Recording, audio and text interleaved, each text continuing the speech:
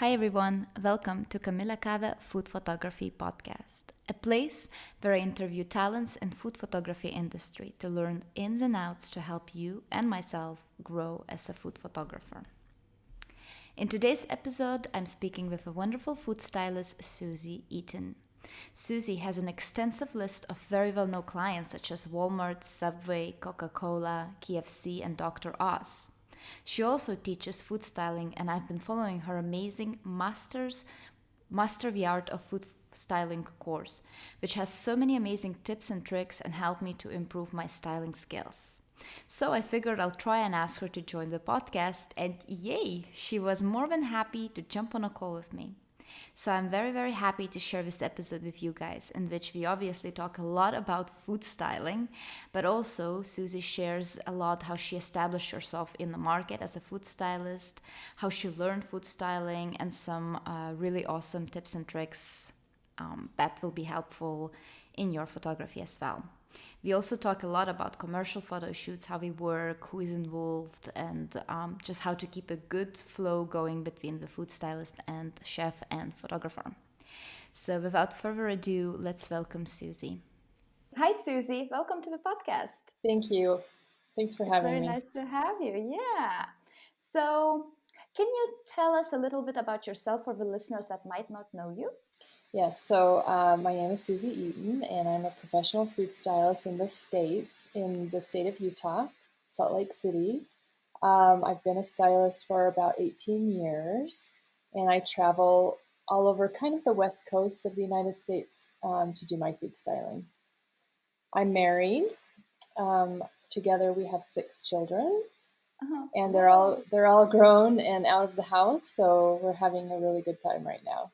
Nice. So it makes it easier for you to travel, I guess, right now as Yes, well, isn't it? definitely. Yeah.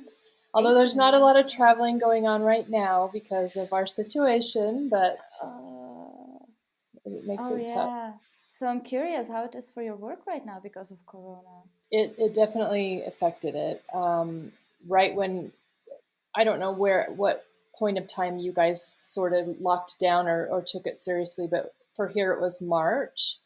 I remember I had a photo shoot at the beginning of March, and it was in LA, Los Angeles, so I had to get home, and it made it hard for me to get home because it was just starting to really become a crackdown whether we should stay in or not. So I finally got home, and then that was the last shoot I had for about 2 months. There was absolutely nothing. Everyone was staying inside. And then they started to lift the restrictions a bit, and everyone that was like holding on for a photo shoot kind of burst out of the seams. So then it got really busy for about 6 weeks or so. And now I'm feeling it again. It's like kind of everyone got their stuff done, and now it's starting to slow down a little bit again. But I have some things coming up. It's just not as busy as it usually is. Interesting, because similar situation for me as well for Yes. photography. Yeah. So it's very similar. And like March, we locked down. So March, April was very quiet. Then in around May, it opened up. So suddenly there was a lot happening. And now it's again slowly, for me Yeah. personally, kind of slowing down. So very, very interesting that it's similar Interesting. there. Yeah, it is. It's crazy. Yeah. How is it there? Is it kind of under control, or is it really out of control? Right now, it's pretty good. So in the Netherlands, it's under control. So we don't have that many regulations besides holding the distance of Mm-hmm. like 1.5 Mm-hmm. meters from each other and not big events. But Yes. And it's all right. and the mask wearing, do you wear the masks, and It's not mandatory. do people do it though? In the Netherlands, not Not so so much. much. No, not at all. Like once I went by myself, I had the mask because in Belgium you do have to have it. So I got the mask and I went to the shop and I was the only one with a mask. So I felt like watched that. So it feels like other way around. Like if you have a mask, you're like not normal there. That's So it's really, interesting. it's very different. I don't know. Well, Yeah, I don't they're know. not mandatory here, but they're very Also not. encouraged, and Uh-huh. most people wear them when they go out. That's better. That's Mm. better because you protect each other. And here, if you wear a mask, you basically protect others, but you get nothing out of it because nobody Yeah. else is wearing. Right, right. It's a Yeah. bit trickier. Well, hopefully it Anyways, slows yeah, down and we can get back to normal soon, I hope. I know. I can't wait. Me either. But okay, to get backtrack on you, Suzy, because I'd love to learn a lot from you in these like half an hour, 1 hour. I don't know how long we're going to take, but so let's get back to food styling. All right.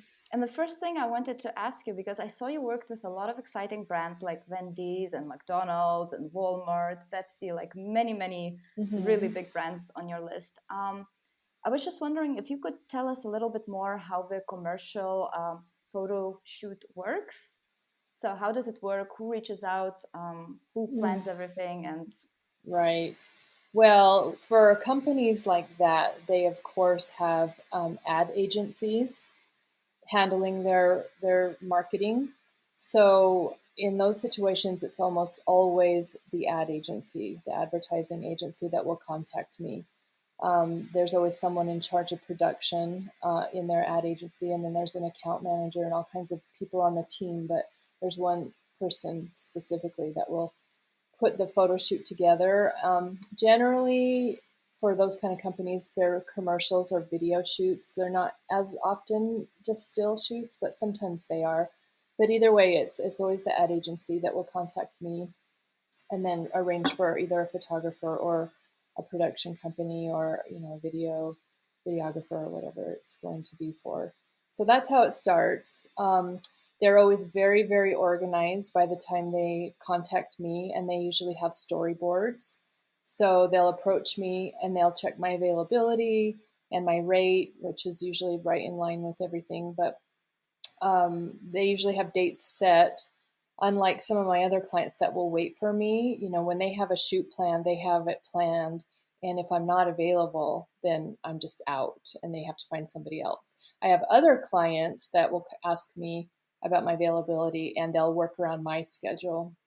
But something like that is usually kind of already set up. So they'll send me storyboards and I'll look over them. Sometimes there's a script that I'll have to read. And then those kinds of shoots are really meeting intense. So we'll arrange to have pre-pros, which is a pre-production meeting. And we all get on the call or we all meet up, depending on what it is, and go over everything and make sure it's all in line. Sometimes I have to do a show and tell, like I do work for Hormel, which is a deli meat company.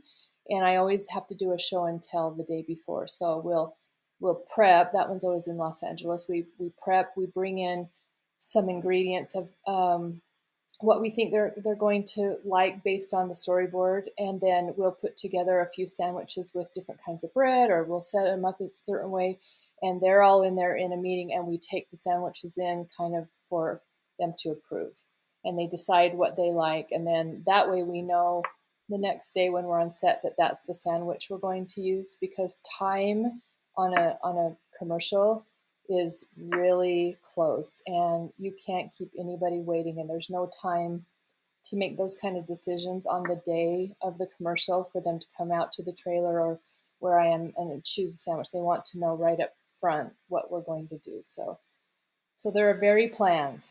Well, very, very intense then. And then who decides whether you should create that, let's say sandwiches, different sandwiches a day before? Do you decide that or? I have a good idea, and they rely on me for my creativity and for my ideas. But they, in the storyboard, they usually have an idea of what they want it to look like, and so at the show and tell, there's usually a creative team from the ad agency, and usually the client is there also. So together, they make a decision of, I think that's too thick, take off some of the meat, or that's not thick enough, put some more meat on, or if that's too much lettuce. Or the last one I did, it involved a child that would be the actor in the commercial, and he had to actually eat the sandwich. And so we decided not to put any lettuce on it because, kids don't really go for that so much, and it would be awkward for him to eat it. And we found out he didn't like lettuce. So I actually had to kind of maneuver the lettuce so that it was only on part of the sandwich and not on the part he was eating. So when he took a bite, he didn't get lettuce in his mouth because he didn't like it. So we put very little lettuce on it.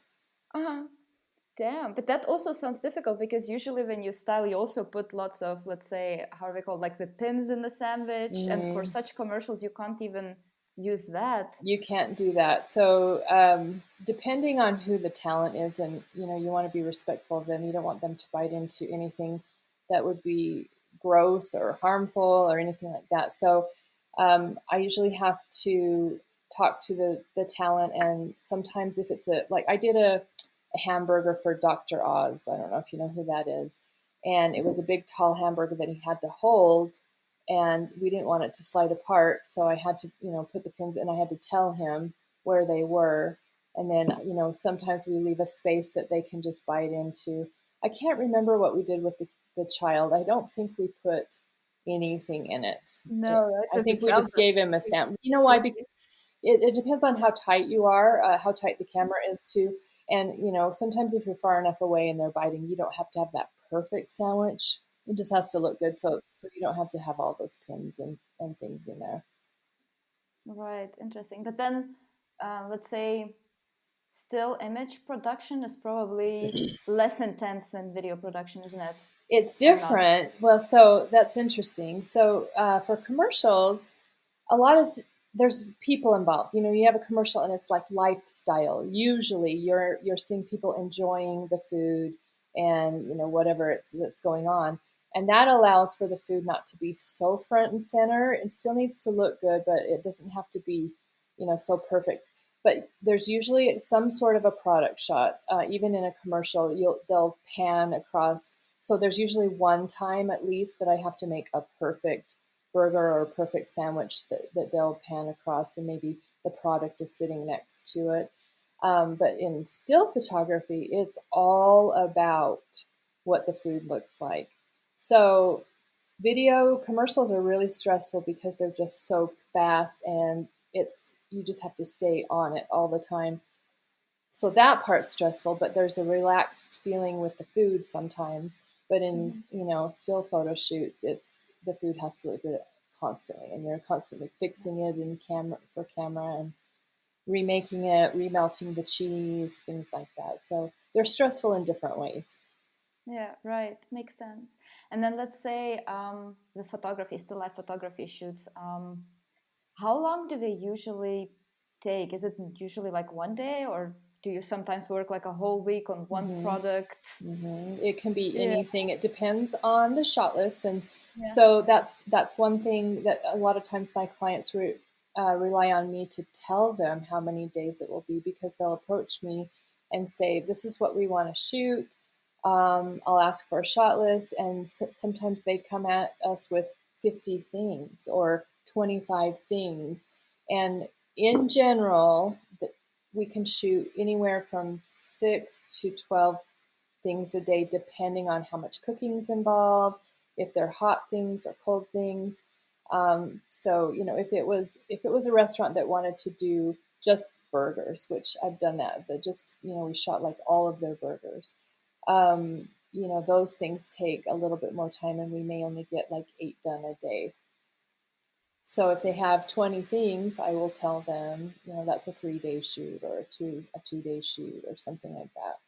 And then there's always prep time involved as well. So I'll have a day or two of prep work where I'll go buy all the ingredients or the buns or whatever. A lot, if it's a certain thing like like McDonald's or Wendy's, they'll provide their ingredients and things, and I'll just get maybe some lettuce and some tomatoes just to make sure they're fresh. But and then sometimes I'm providing the dishes as well. So there's, Oh, I uh-huh. have to go shopping for things, special things.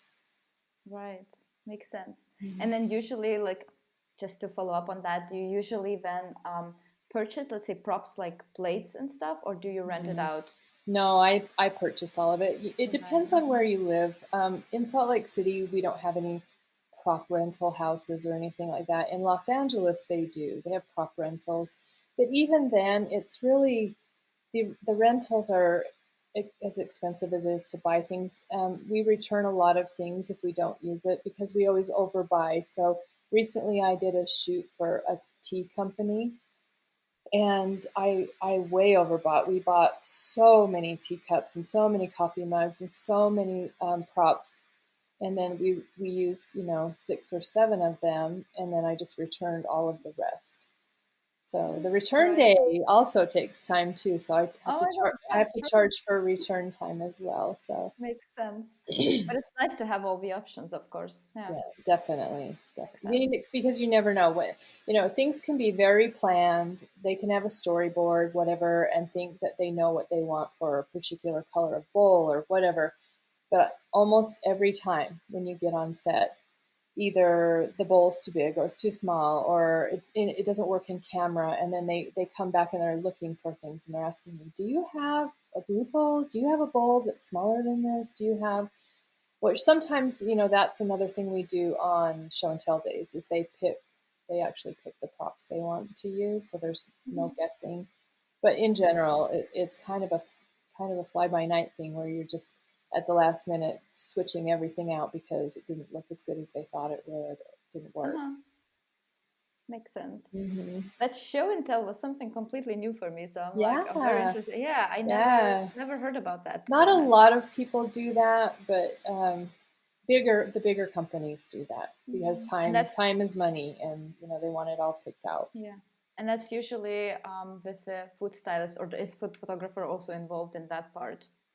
No, the photographer's not usually involved, but they're at the meeting, so they have a say so, but they're not usually involved in the look, the style of it as well.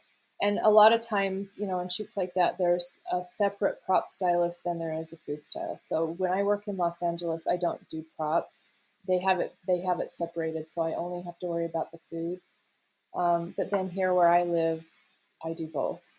It's just a cultural thing, and Los Angeles, that's what they're all about, is making movies and making commercials, and they have it figured out that way. Right, sick. So it also depends on location. Uh, Interesting. And so, okay, so who's involved in the team, like let's say on a shoot? It is mhm, marketing, right? Agency. mhm. Yeah. So Then, on the bigger shoots, there are a lot of people there, and oftentimes they've come from somewhere else because um, a lot of food companies are in different states, and the ad agency may not be in the same city that they're in. If the ad agency's in Los Angeles, but the food companies in Minneapolis, Minnesota, which actually has a lot of food companies there, they'll fly to Los Angeles to do the commercial, and they'll bring a team with them. So on those kinds of shoots, there are a lot of people. There's ad agency people, there's client, and then the teams of my team and the photographer's team and everything like that. But when I'm working here locally, it's not quite as many people, but oftentimes there's still someone from an ad agency, one or two people perhaps, and a client is usually there because they're usually there to have a say so. And then just the small teams of people. Like I have an assistant that I use almost on every shoot. There are some shoots where they don't have a budget for it and they're smaller and I don't get to have her, but most times I have at least one assistant. mhm. So that speeds up the process Yeah, so there can be quite a anyone, lot. like on a large commercial, there can be as many as 60 people there because there's Whoa. gaffs and grips and all kinds of people, electricians and all these people. But on a smaller shoot, we may have 10, 12 people there. It's still a big production. Whoa. Yeah, it can Yeah. be. Geez, that's exciting. Cool. And okay, but then I'm wondering, do you establish yourself in this market to coming Yes. to these big brands and these big commercial It, assignments? yes, it was tough, but it's definitely been a process. When I decided I wanted to be a freelance stylist, I had been working as an in-house stylist for a company, but it wasn't food. None of it was food. I was just doing product photography and propping for a publishing company. And then that company went out of business and it left all of us looking for work. And so I realized how much I enjoyed styling and I wanted to stay with it, but I didn't know if I could make a living as a stylist. So I thought, well, I'll just add food. The more I can style, the more I can work. And I didn't have a portfolio. I didn't have any photos or anything. So I called the photographer that worked at the publishing company that we all had worked at. And I said, hey, do you want to get together and do some, shooting that you can have the photos for your website and I can have them for mine. And that's what we did. We got together a couple of times and shot some things. And then I was able to put together kind of a little brochure and business cards, and then quickly get a website together where I posted all of those photos. And then my next step was to start calling. I started calling photographers, and I realized that that wasn't going so well. Just calling them wasn't getting me anywhere. So I started making appointments for meetings to go see them. So I would get all dressed up and go downtown and park my car and walk around and go to all these photographers and introduce myself and give them a brochure. And I found that that was probably the most effective way. The in-person meeting was way more effective than just a phone call or an email to someone. You establish a connection, and you get to really see who someone is. And then I also realized that that's when I knew it wasn't just photographers that would hire a stylist. That's when I realized there were ad agencies. And so I started making appointments with ad agencies too. So I did that until I got my very first jobs. It took about 6 weeks after I put my name out there. And finally, I had an appointment with one photographer, and he said, yeah, come on in, let's talk. And then he said, actually, I do have a shoot in San Francisco that I need someone for. Are you available for that? And that was my very first shoot. And then that became a client, and that was a regular thing. And then I just started picking up a few more and a few more. And the food thing started to really take off, which was kind of scary because I didn't really know what I was doing. And it scared me. I really didn't know how to be a food stylist, but I was an artist.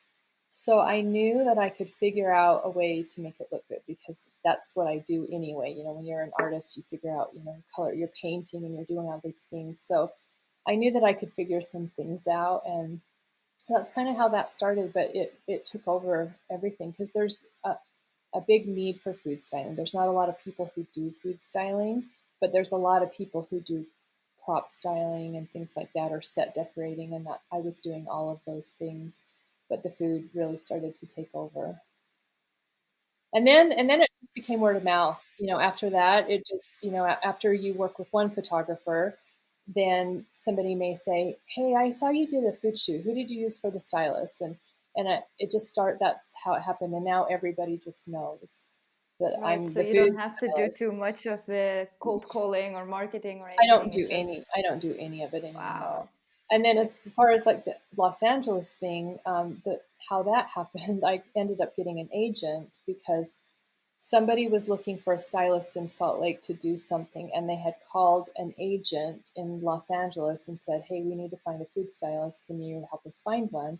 So he found me for a shoot in Salt Lake. And when it was over, I said, well, would you rep me? And he said, how would that even work? I'm in LA, you're in Salt Lake, and, you don't need a rep in Salt Lake. And I said, I know, why don't you rep me in Los Angeles? And he said, how would that even work? And I said, well, if I worked as a local, because I actually make more money in Los Angeles than I do in Salt Lake City, almost twice as much, just because the economy is much different. Then nobody would know I didn't live there, and I could just take care of my own travel expenses. And that's what we started doing. And he started getting me jobs, and that's how that happened too, where I get called from people there now because they know I style, and he still gets me work there. And I just fly out and do it, and people don't know I don't live there until I tell them. oh my God. So how often do you fly to LA then? Before this Yeah. disaster that we're Yeah. living in, I would say I travel probably once a month. I would say it's not a ton, That's okay. but it's still a pretty good amount. Like I would say 40% of my work is out of town. I work in Los Angeles and Las Vegas a lot. Right. How far is the flight to Los Angeles, let's say? It's an hour and 40 minutes or so. It's not that far. Yeah. Okay.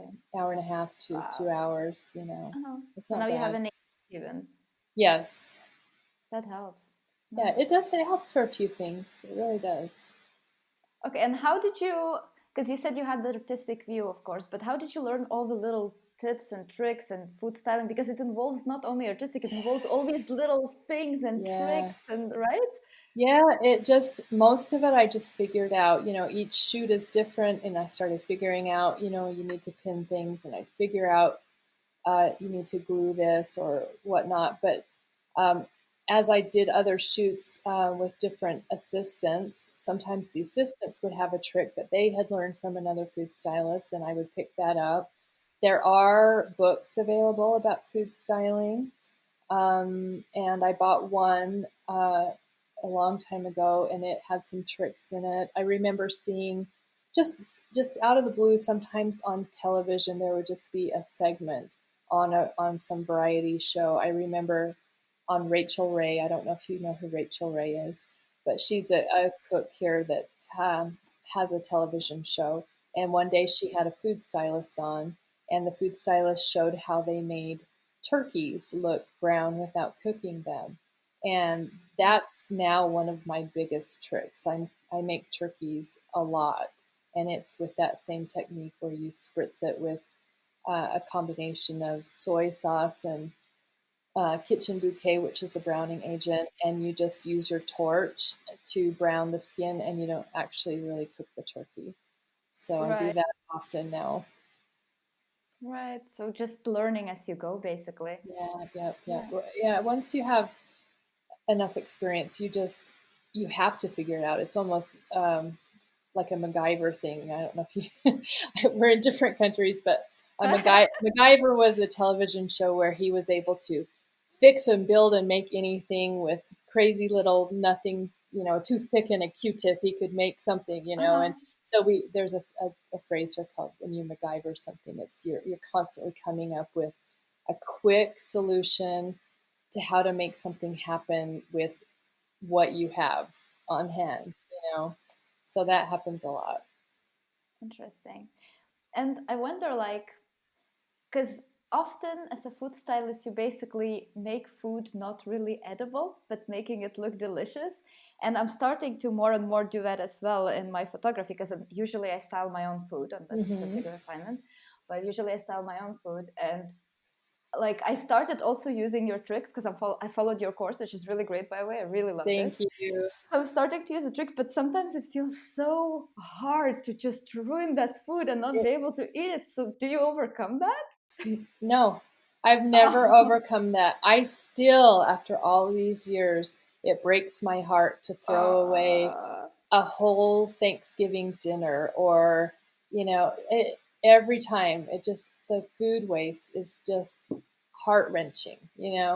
But you can't risk it. There's the crew always wants to eat it.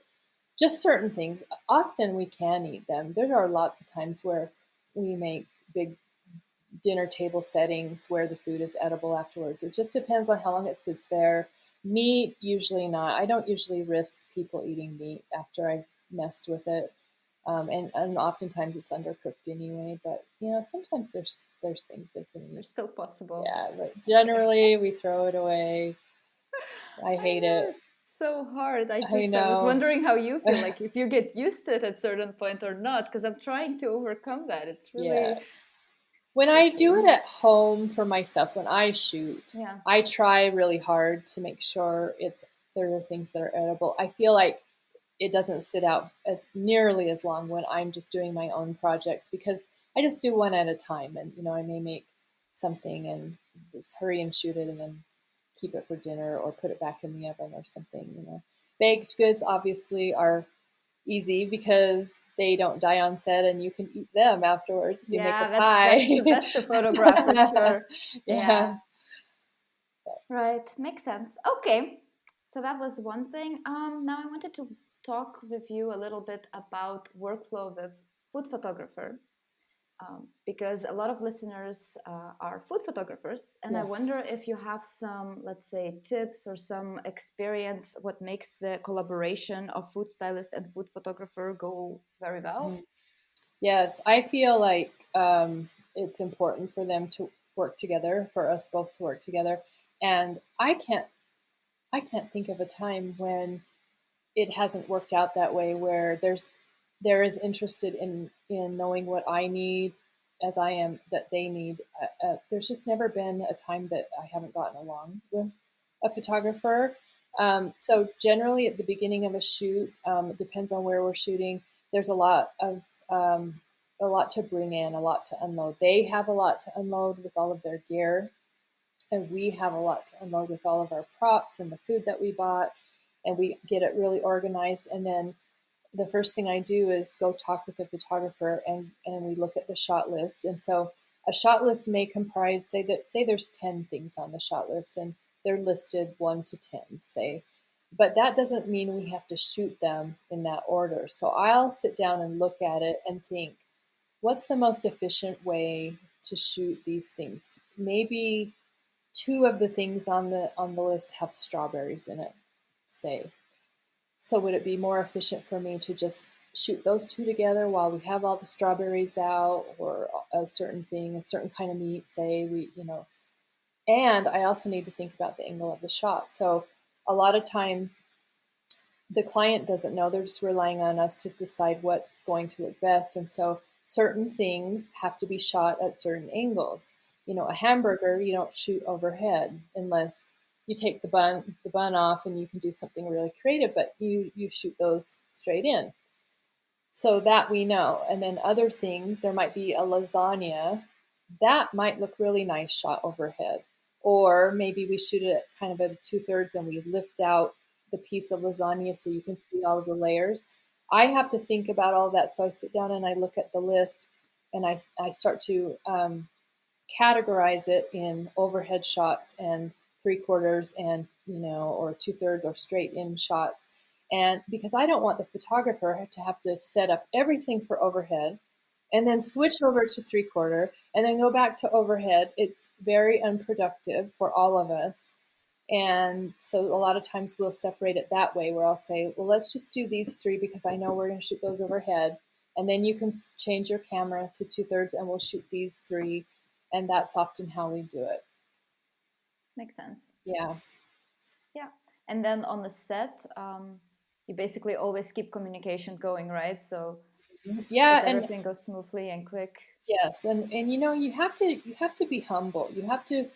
You can't be so set on what you think is right that you can't let somebody tell you that it's not. And a photographer needs to be the same way, because oftentimes they tell me that cheese just doesn't look good anymore. Do you think you need to fix that? I feel like we need a drip right there. And that's fine with me. I'm happy to do it. But also, I sometimes say, I think that needs a little more light on that side, or I think you need to come up because the angle that you're at is just not working. And and they're always very receptive to that. If you have somebody who's not receptive, you're just not going to get along, and it's not going to be a fun shoot. No. Yeah, that's right. Yeah. Yeah, makes sense. But So that's it's why I important to wonder. Yeah, but that's why I wonder if it makes sense, like for food stylists to already know food photographer beforehand, or it doesn't matter that I'll much. tell you, I think it helps. I did not know food photography or any photography for about 15 of these 18 years. And it wasn't until about 3 years ago, the only thing that propelled me to learn photography was I was really trying to up my social media game, and I really wanted to get on Instagram and really ramp up and try to, get some followers and really make myself known as, an authority in food styling. And the problem is I didn't have anything to post, because it's really hard to get those photos back sometimes from either the client or the photographer.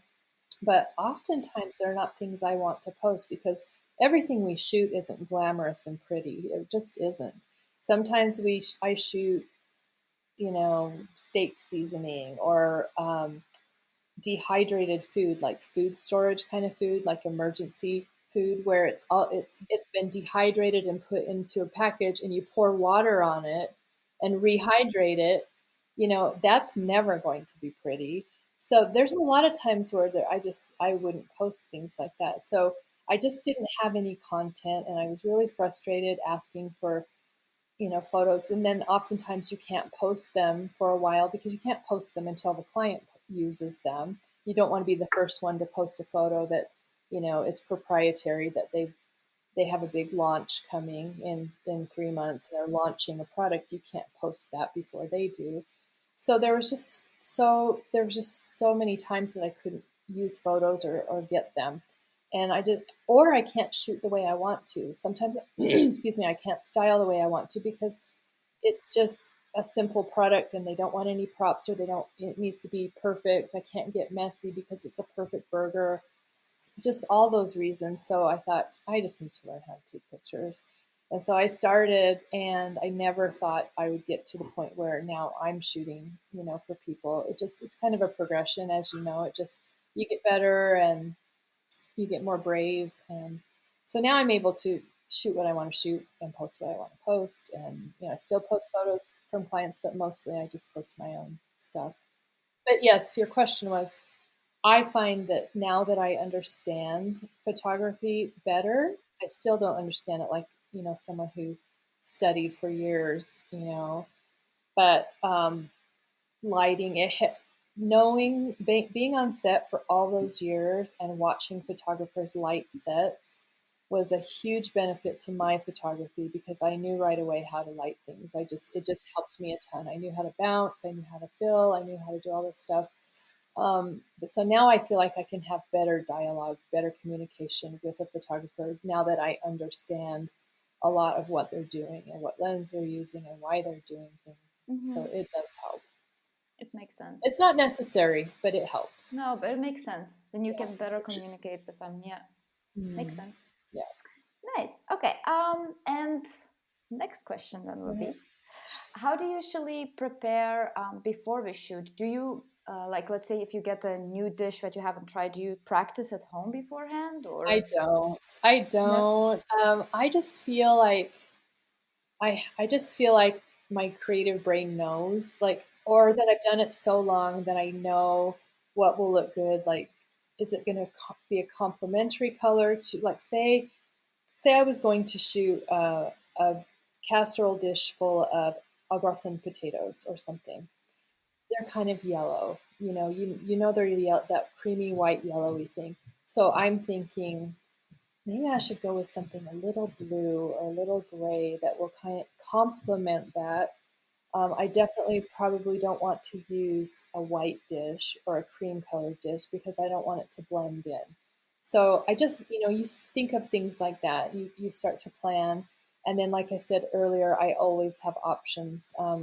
Whatever I'm shooting, I have 3 or 4 or 5 or 6 options because once I get it on set, I change my mind a lot because I may shoot it with something else. There are a lot of times where it's a whole dinner or some grouping of a product where the potatoes might be there, and then there's a thing of green beans, and there's something else, and you think you know how it's going to work out, and you start to set it out, and it's just not right, and so you want to switch out one of those dishes to something else.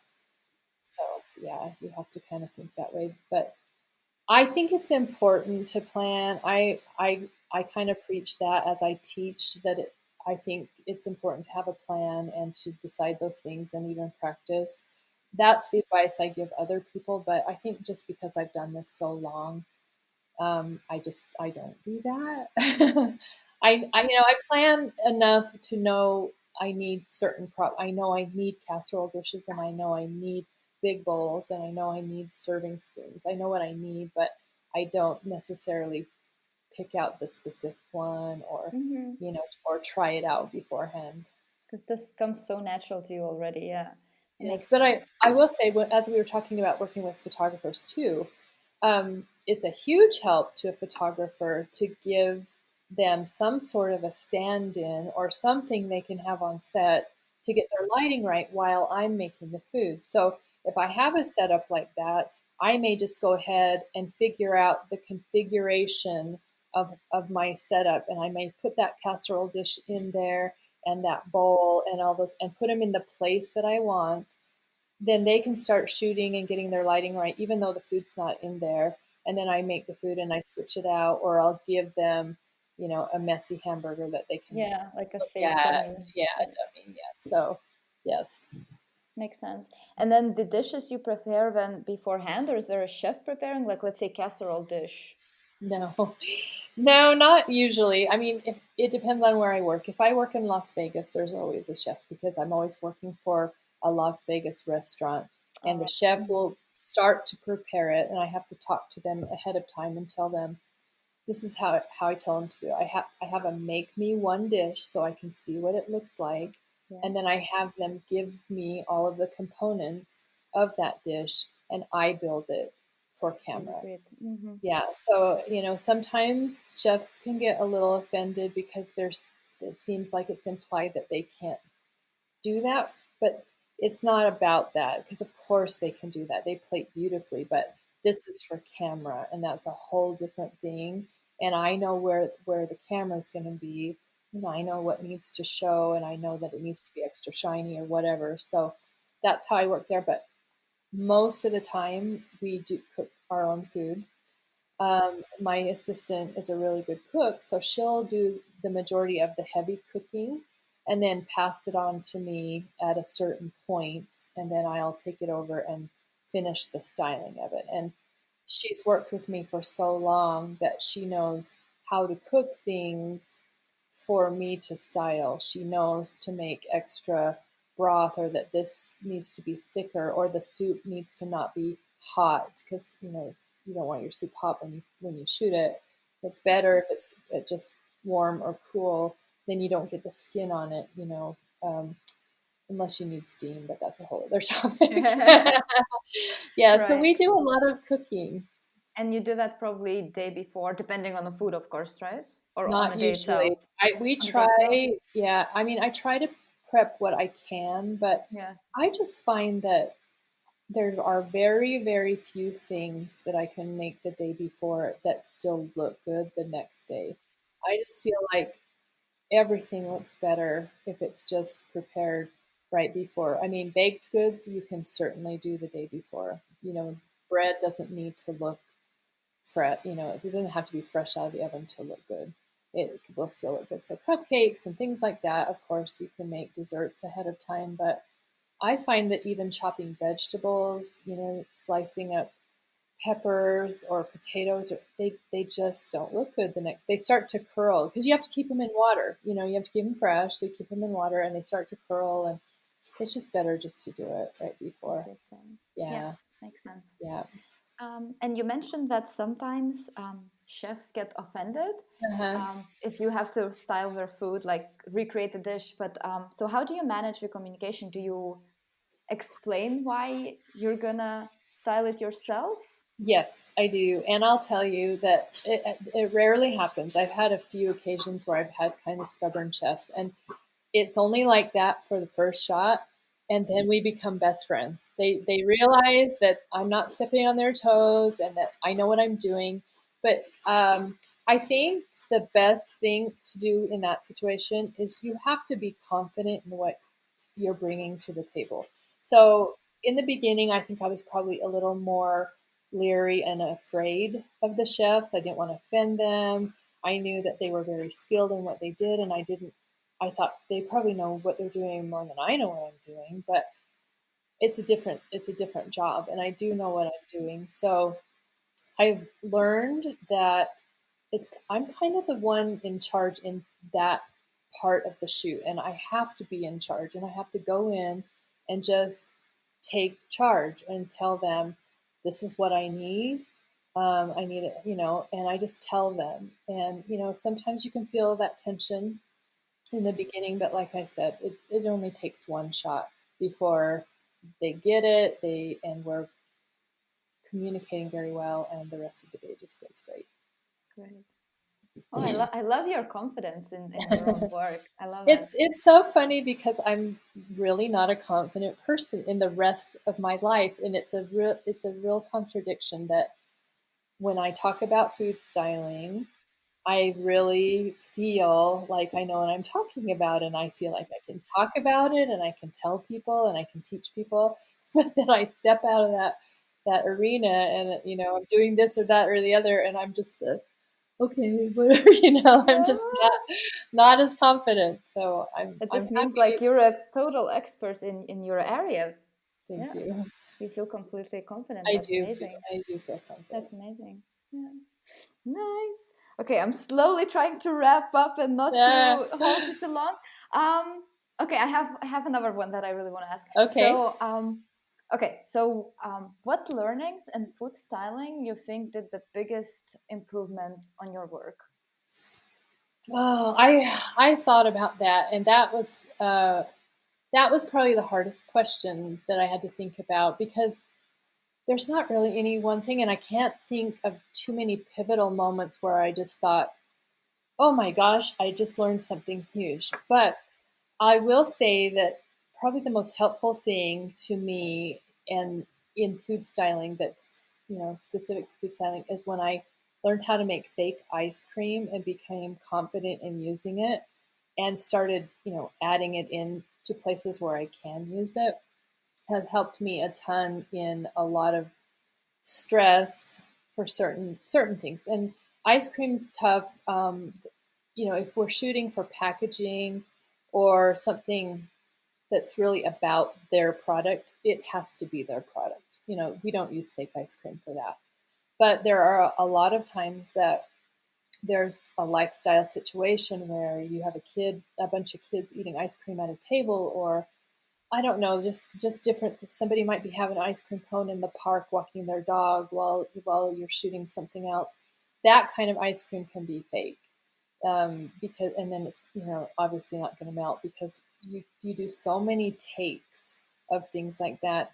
You'd have to switch it out every single time there was a new take, and it's just not possible. So I'm super happy that I found that. I do have one client that we do just shakes all the time, ice cream shakes, and they're okay with me using fake ice cream. And so all the shakes have like mix in. So one of them might have peanut butter cups in it, or one might have M&Ms or something. So I just mix that right into the fake ice cream, and we make these tall shakes with the ice cream sticking up, and then I condensate the cup so it looks like it's really cold, and that's is so helpful then to try to, because honestly when I put a real shake in front of the camera, it's literally 30 seconds before it's glistening too much. You can see the melt on the ice cream, and it starts to melt, and you've got to switch it out. It's just Not the same. it's crazy. So yeah, I would say that's my favorite thing that helped Uh-huh. me along. So yes.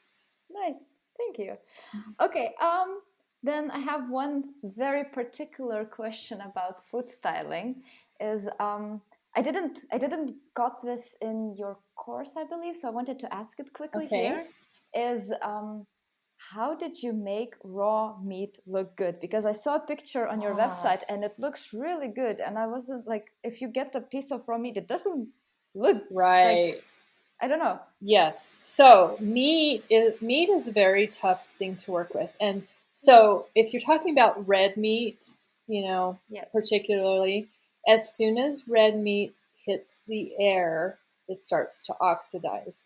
So if it's cooked red meat, it hits the air, it starts to turn burgundy color. You can see it just changes to a dark maroon color really quickly. If it's raw meat, it starts to turn kind of brown. So the what you have to do is you have to keep it completely covered until you're ready to use it. So I may have a raw steak or something out on set, and I'll use a stand-in until everything is perfect, till the photographer's ready, till I have every last crumble of salt and pepper on the set that I want in the specific place, and I'll put a stand-in steak in there. And as soon as we're ready, I've got one off to the side that's been covered like with a wet paper towel or something. I Right. keep I keep That's it enough. wet. Like wet Yeah, paper towel. Okay. got to Right. keep it moist, and then Uh-huh. I get it on set, and then I may spritz it with my Evian spray or Yeah. or paint it with some water, not oil, not for raw meat. You don't use oil, so just keep it wet with water. And as Yeah. long as it stays wet, you really can get a good, 10 or 15, 20 minutes maybe out of that to get it shot, and you're It's pretty good. usually okay.